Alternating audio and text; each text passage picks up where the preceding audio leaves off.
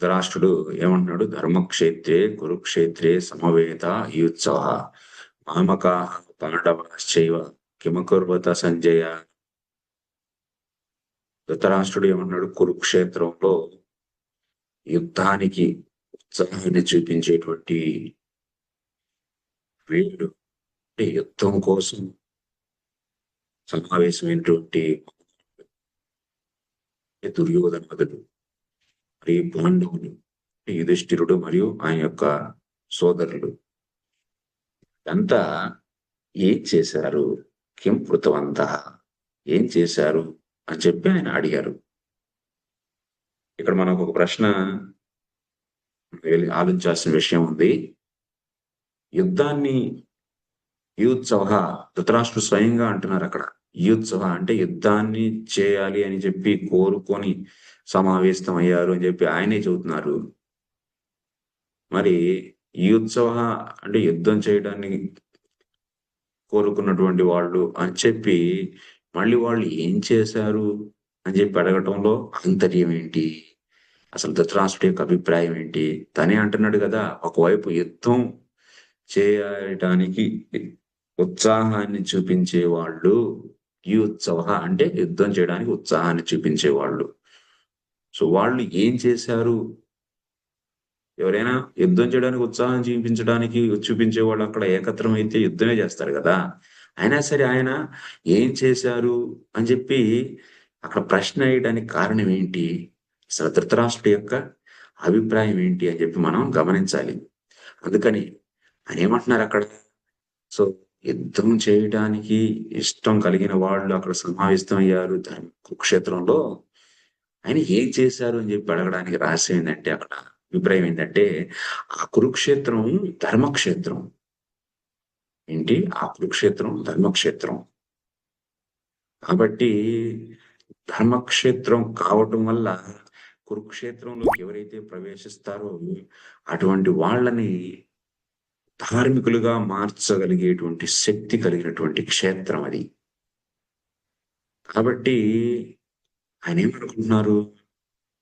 ఆ యొక్క కురుక్షేత్రంలోకి ప్రవేశించినటువంటి దుర్యోధనుడు మరియు ఆయన యొక్క అనుచరులు అధార్మికులైనప్పటికీ ఒకవేళ ఆ క్షేత్ర ప్రభావంతో క్రోధాన్ని తగ్గించుకొని ధార్మికులుగా అయిపోయారా ఏంటి? అంత సామర్థ్యం ఉంది ఆ కురుక్షేత్రానికి. అసలు పాండవులు స్వాభావికంగానే వాళ్ళు ధార్మికులు.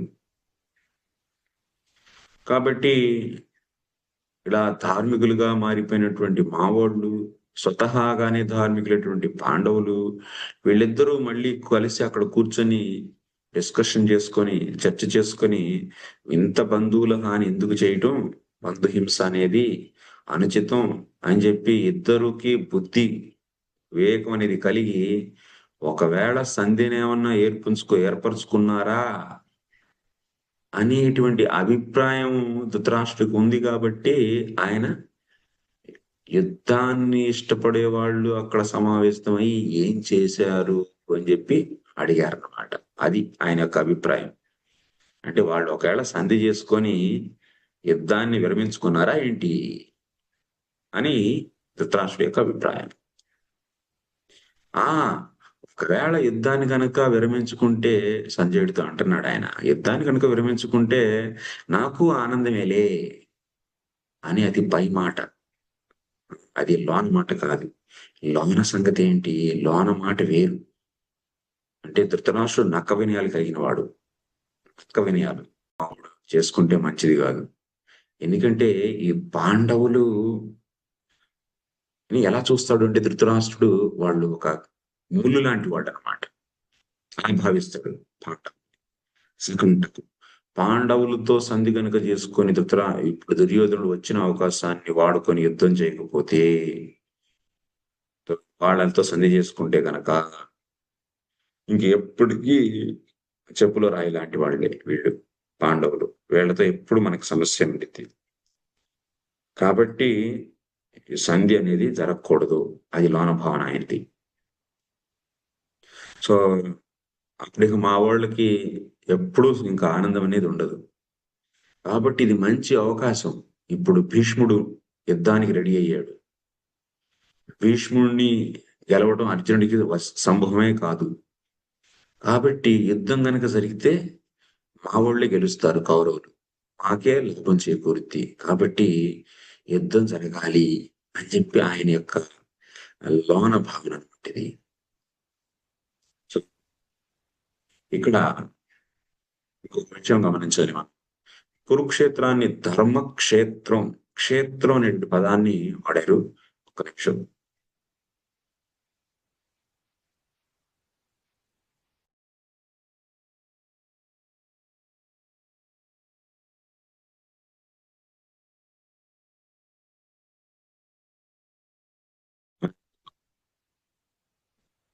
అంటే ఈ క్షేత్రం అనే పదం వాడటం వల్ల మనం ఒక విషయాన్ని గమనించొచ్చు. సో, క్షేత్రం అనేటువంటి పదం గమనించాల్సిన విషయం ఏంటి అంటే, క్షేత్రం అంటే పొలం. సో, పొలంలో ఉండేటువంటి పంట ఎవరు? పాండవులు. ఆ పంటని సంరక్షించేటువంటి రైతు శ్రీకృష్ణ భగవానుడు. ఆ పంటకి పెరగడం కోసం రకరకాల పనులు చేయడం జరుగుతుంది. నీళ్లు పెట్టడం, ఎరువేయటం, ఇయన్నీ మళ్ళీ గట్లు కట్టడం, ఇవన్నీ కార్యాలు శ్రీకృష్ణుడు చేసేటువంటి సహాయాలు పాండవుల యొక్క వృద్ధి కోసం. ఆ తర్వాత పంట పొలంలో పంటలాగా కనిపించేటువంటి కొన్ని కలుపు మొక్కలు కూడా ఉంటాయి. ఇవి దుర్యోధనాదులు. సో, ఈ విధంగా మనం ఈ యొక్క క్షేత్రం అనేటువంటి శబ్దం ద్వారా ఈ యొక్క విశేషమైనటువంటి అర్థాన్ని కూడా మనం గమనించొచ్చు. శ్లోకం. సంజయ ఉవాచ దృష్ట్వా తు పాండవాన్